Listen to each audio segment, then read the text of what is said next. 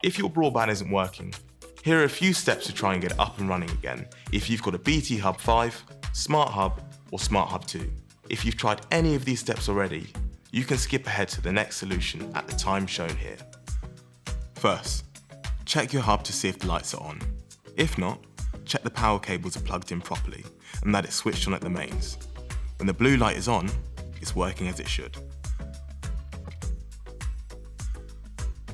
Double check your broadband cable is plugged in correctly at the back of the hub. It's the one with the grey ends. Then make sure it's slotted into the master phone socket or micro filter correctly.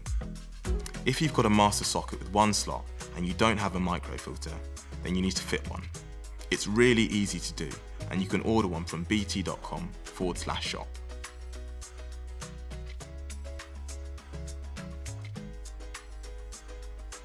There might be a temporary problem with the network in your area.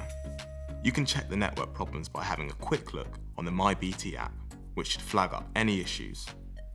If you don't have access to the app, you can try entering your telephone number on our online service status tracker.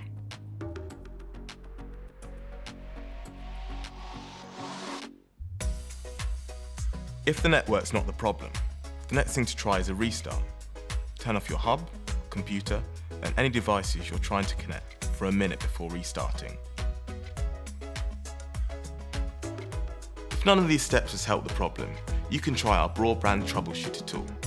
It lets you test the network, report any faults with your connection, and try more potential fixes. You can access it with the MyBT app